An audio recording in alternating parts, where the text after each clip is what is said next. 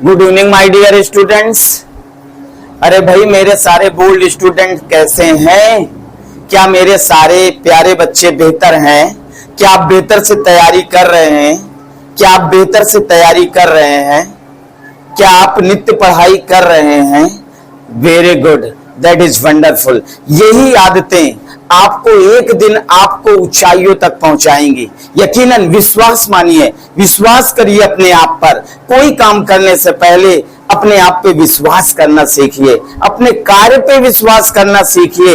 यदि ये सारी बातें यदि आप अपने मस्तिष्क में क्रिएट करते हैं, लाते हैं, तो यकीनन आपके अंदर सकारात्मक ऊर्जा का भंडार होगा, संचार होगा, जिससे आप नित्य धीरे धीरे आगे बढ़ते बढ़ते एक दिन ऊंचाइयों तक पहुंच जाएंगे, शिखर तक पहुंच जाएंगे।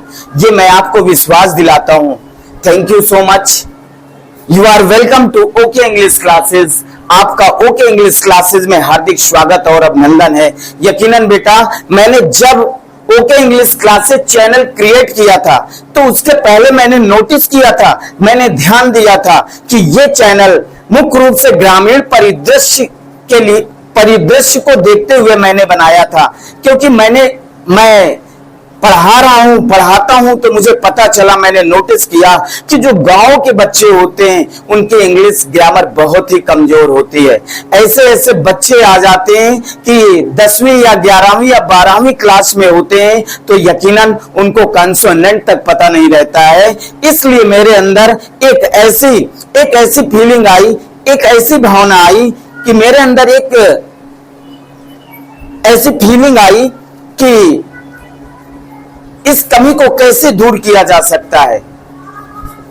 इंस्टीट्यूट में तो जो आएगा वो पढ़ेगा ऑफलाइन, लेकिन कैसे?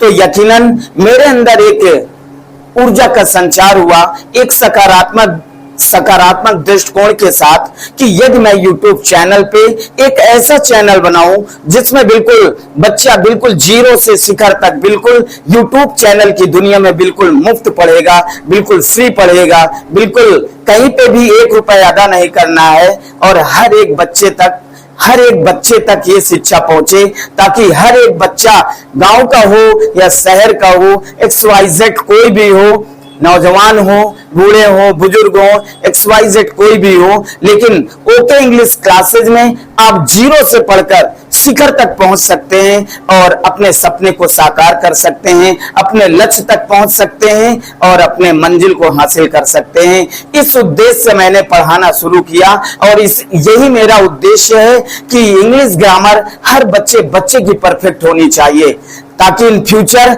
जब आप किसी कंपटीशन में बैठे तो कभी आपके अंदर ये ना हो कि नहीं, हर सब्जेक्ट ठीक है और इंग्लिश मेरी वीक है। तो यकीनन उस कमजोरी को दूर करने के लिए, उस परेशानियों से निजात पाने के लिए मैंने ओके इंग्लिश क्लासेस क्रिएट किया है और आपके लिए समर्पित है ओके इंग्लिश क्लासेस। मैं आपसे ज्यादा मेहनत करने का प्रॉमिस करता हूं, लेकिन आपको भी मेहनत करना पड़ेगा। ये तभी संभव है जब मेरे साथ आप भी मेहनत करें, आप भी पढ़ाई करें, आप नित्य पढ़ाई करें। एक बार नहीं, मैंने कई बार इस बात को रिवाइज किया है। जैसे नित्य भोजन करते हो वैसे नित्य पढ़ाई करना भी लागू करो, नित्य कर्म में शामिल करो। एक दिन आप बेहतर हो जाएंगे और आने वाले वक्त में, इन फ्यूचर में अपने सपने को पूरा कर सकते हैं। Thank you so much. Let us start now. आज आपको मैं बता रहा हूं कि आज आपको पढ़ना क्या है। क्या आप जानना चाहते हैं? क्या आप जानना चाहते हैं? आज आपको यूज ऑफ आर्ट टू पढ़ना है, जो कि ये भी एक आपका मॉडल है, यूज ऑफ आर्ट टू। क्या बोल रहा हूं? Ought to, OUGHTTO, ought to. आज आपको बेहतर तरीके से आर्ट टू का प्रयोग देखना है, जो कि हर प्रकार से बहुत ही इंपॉर्टेंट है। ओके, तो क्या मेरे सारे बोल्ड स्टूडेंट्स पढ़ने के लिए तैयार हैं? क्या मेरे सारे बोल्ड स्टूडेंट्स पढ़ने के लिए तैयार हैं? यकीनन यदि आप पढ़ने के लिए तैयार हैं तो मैं आपको पढ़ाने के लिए तैयार हूं, समर्पित हूं, ताकि आप इन फ्यूचर बेहतर हो सके, क्योंकि आपसे ही देश है, क्योंकि आपसे ही देश है। आप पढ़ लिख कर इतना मजबूत पिलर बने, इतना मजबूत आधार बने कि अपना देश और अधिक शक्तिशाली हो जाए और अधिक गौरवशाली हो जाए। बस मैं आपसे यही उम्मीद करता हूं, यही आशा करता हूं। Come to the point, use of ought to.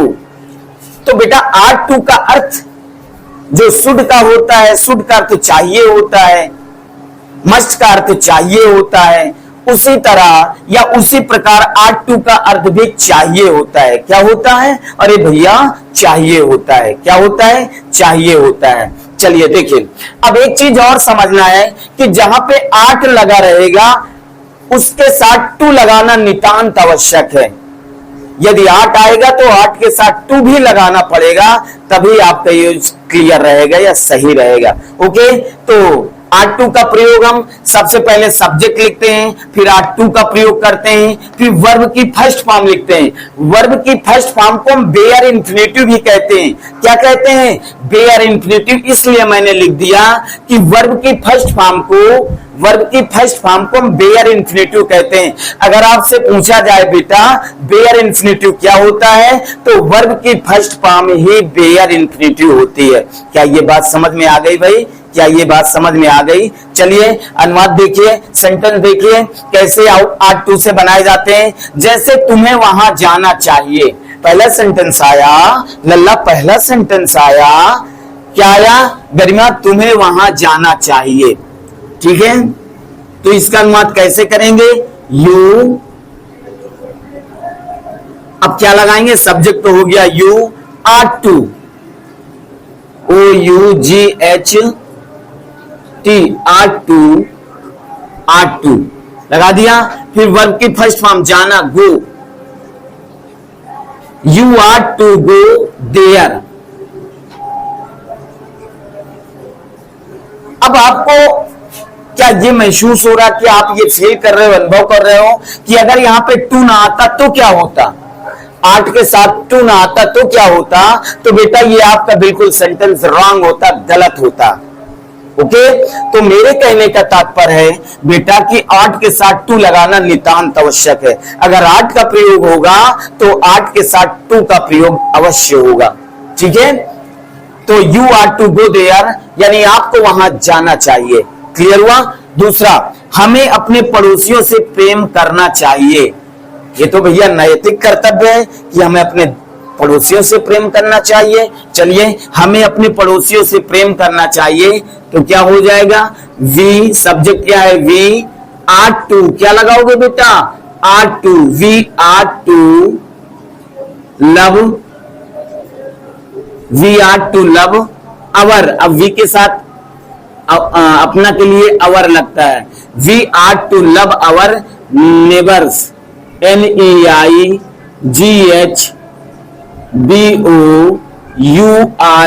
Neighbours. We are to love our neighbours, हमें अपने पड़ोसियों से प्रेम करना चाहिए। चलिए, उसे वहां बैठना चाहिए, तो देखिए उसे सब्जेक्ट क्या है? उसे, तो he, are to OUGHT, we are to sit there, उसे वहां बैठना चाहिए। He are to sit there, उसे वहां बैठना चाहिए। ठीक है, हमें अपने अध्यापक की आज्ञा माननी चाहिए। हमें अपने अध्यापक की आज्ञा माननी चाहिए। माननी चाहिए कि नहीं माननी चाहिए? माननी चाहिए, क्योंकि बेटा एक सत्य से आपको रूबरू करा रहा हूं, एक सत्य बता रहा हूं। इस दुनिया में, इस संसार में अगर आपका भला चाहता है तो आपके माता पिता और गुरुजन, इसके सिवा और कोई नहीं। ठीक है, ठीक है भाई। इसलिए अपने माता पिता की आज्ञा का पालन मानना चाहिए और अपने गुरुजनों की भी आज्ञा का पालन करना चाहिए। ओके, चलिए नेक्स्ट सेंटेंस देखिए। हमें अपने अध्यापक की आज्ञा माननी चाहिए। हमें अपने अध्यापक की आज्ञा माननी चाहिए। यह भी आपका नैतिक कर्तव्य है कि we are to OUGHT, are to obey obey means आज्ञा का पालन करना या आज्ञा मानना। Obey our teacher, our teacher. We और सही से अच्छा बना देते हैं, क्या हो जाएगा बेटा? We are to obey our teacher, हमें अपने अध्यापक की आज्ञा माननी चाहिए। क्लियर हुआ? क्या ये बात क्लियर हो गई? क्या आर टू के प्रयोग से अब आप सेंटेंस क्रिएट कर लेंगे, बना लोगे ना लल्ला? Very good. अब देखिए दूसरा पॉइंट क्या है, आर टू का प्रयोग स्ट्रॉन्ग प्रोबेबिलिटी के लिए भी किया जाता है। स्ट्रॉन्ग प्रोबेबिलिटी का तात्पर्य बहुत अधिक संभावना व्यक्त करने के लिए। किसके लिए? बहुत अधिक संभावना व्यक्त करने के लिए आर टू का प्रयोग किया जाता है। जैसे, क्या बात समझ में आ गई बेटा? Very good. मैंने बताया आर टू का प्रयोग स्ट्रॉन्ग प्रोबेबिलिटी अर्थात बहुत अधिक संभावना, स्ट्रॉन्ग प्रोबेबिलिटी को हिंदी में हम क्या कहते हैं? बहुत अधिक संभावना। तो आर टू का प्रयोग स्ट्रॉन्ग प्रोबेबिलिटी अर्थात बहुत अधिक संभावना व्यक्त करने के लिए किया जाता है। कैसे? जैसे देखिए, जैसे भारतीय टीम बहुत शक्तिशाली है। क्या बताया गया? भारतीय टीम बहुत शक्तिशाली है। तो इसका जब अनुवाद करेंगे हम तो इंडियन टीम इज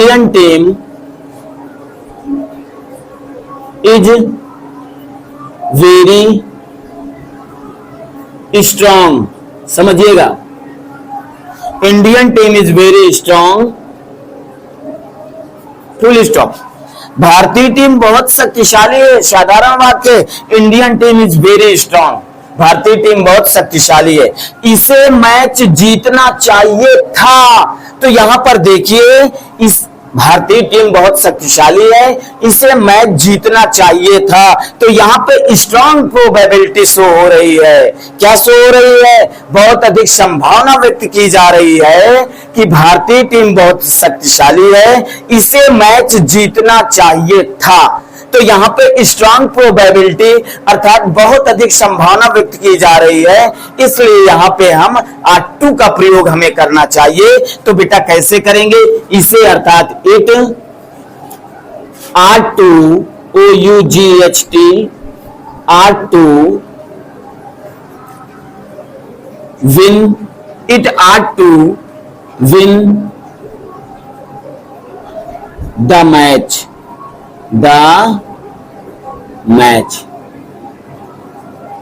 क्या हो गया sentence? Indian team is very strong, भारतीय टीम बहुत शक्तिशाली है। इसे are to win the match, इसे मैच जीतना चाहिए था। क्या ये बात क्लियर हो गई?